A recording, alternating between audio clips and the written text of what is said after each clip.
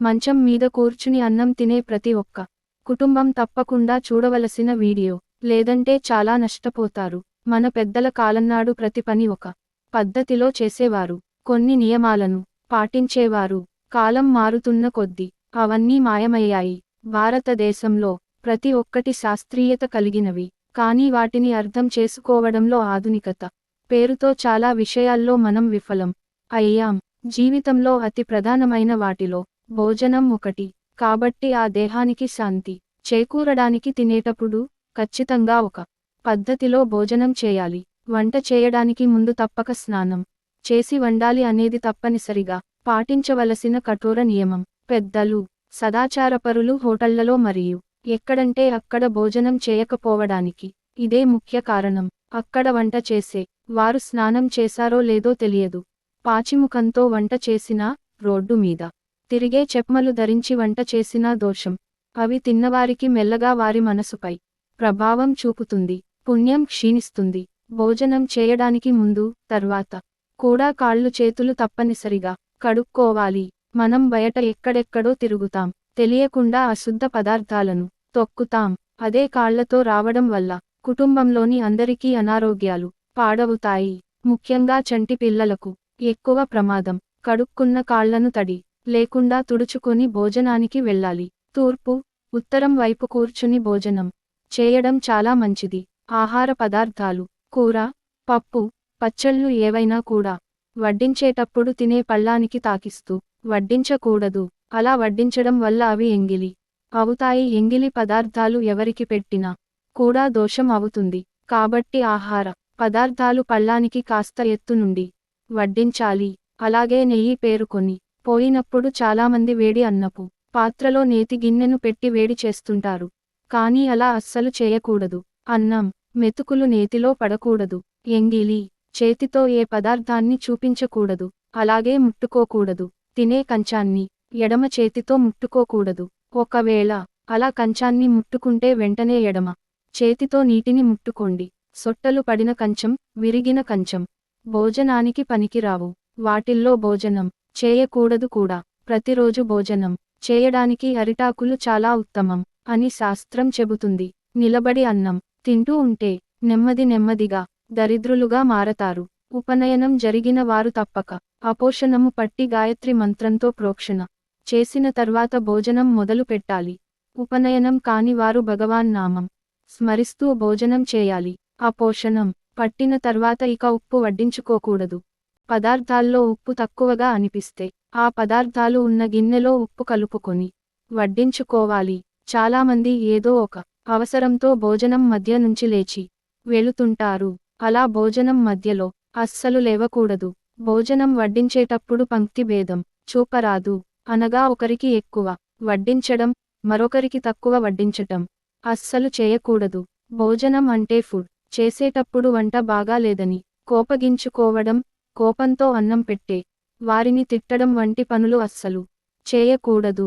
మాడిపోయిన అన్నాన్ని నివేదించడం, అతిథులకు పెట్టడం లాంటివి కూడా చేయకూడదు.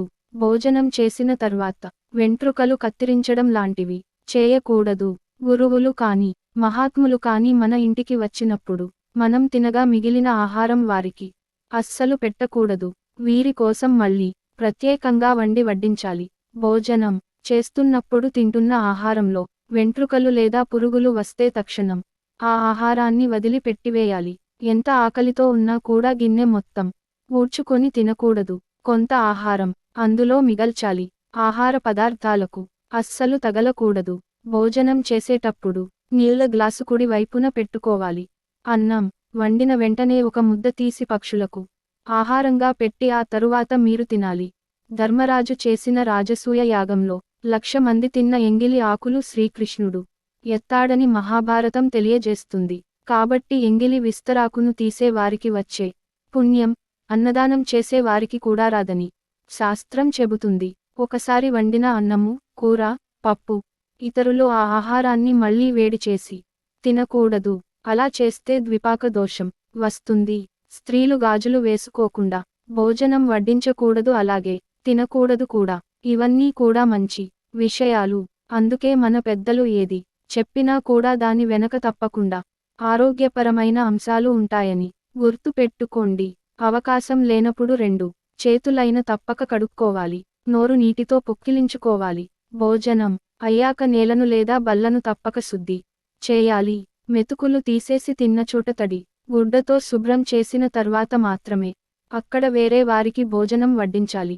ఇప్పటికీ సదాచారాలు పాటించే కొందరు ఇళ్లల్లో గోమయం లేదా పసుపు నీళ్లు చల్లి మరి శుద్ధి చేస్తారు.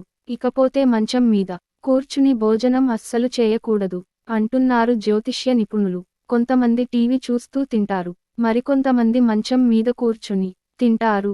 శక్తి కోసం భోజనం చేసి తీరాలి. కానీ భోజనం చేసేటప్పుడు జాగ్రత్త కూడా వహించాలి. మంచం మీద పిల్లలకు తినిపిస్తుంటారు. పిల్లలు కానీ పెద్దలు కానీ మంచం మీద కూర్చుని భోజనం తింటే తిన్న తిండి మంచం కోళ్లకు పడుతుందని మన పెద్దలు చెబుతుంటారు. అంటే తిన్నందువల్ల వచ్చే శక్తి ఒంటికి అందదని దాని అర్థం. భోజనం మంచం మీద తింటే అది రోగాలకు కారణం కూడా అవుతుంది. అంతేకాదు భార్యాభర్తల మధ్య గొడవలకు దారితీస్తుంది. కుటుంబంలో మనశ్శాంతి పూర్తిగా కరువవుతుంది. భోజనం చేసేటప్పుడు దేవుడిని తప్పక ప్రార్థించాలి. మన దేహం దేవాలయం, మన ఆత్మ భగవత్ స్వరూపం అని భావిస్తున్నాం.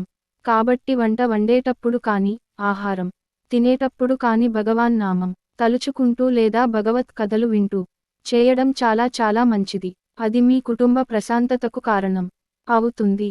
ఆహారం పెట్టిన కంచం వడిలోనికి తీసుకొని భోజనం చేయకూడదు. నిద్రపోయే మంచం మీద భోజనం కూడా అస్సలు చేయకూడదు. ఇది వయసు మళ్ళిన వారికి, అనారోగ్యంతో బాధపడుతున్న వారికి మాత్రం వర్తించదు. ఇంకా చెప్పాలంటే మామూలు వారు ఆ మంచం మీద కూర్చుని మంచి నీరు కూడా తాగకూడదు. అలా తాగడం వలన అనారోగ్య సమస్యలు తలెత్తుతాయి. భోజనం చేసేటప్పుడు చెప్పులను వేసుకోవద్దు.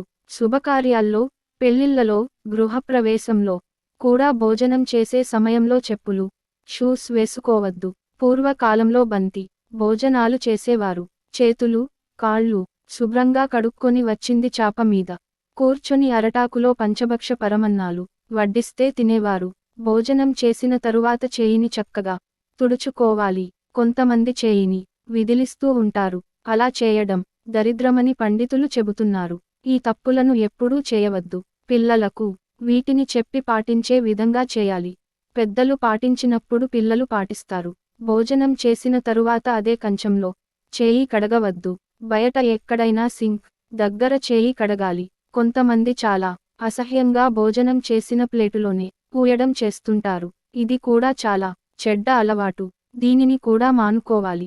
భోజనం చేసేటప్పుడు దక్షిణం వైపు తిరిగి భోజనం చేయకూడదు.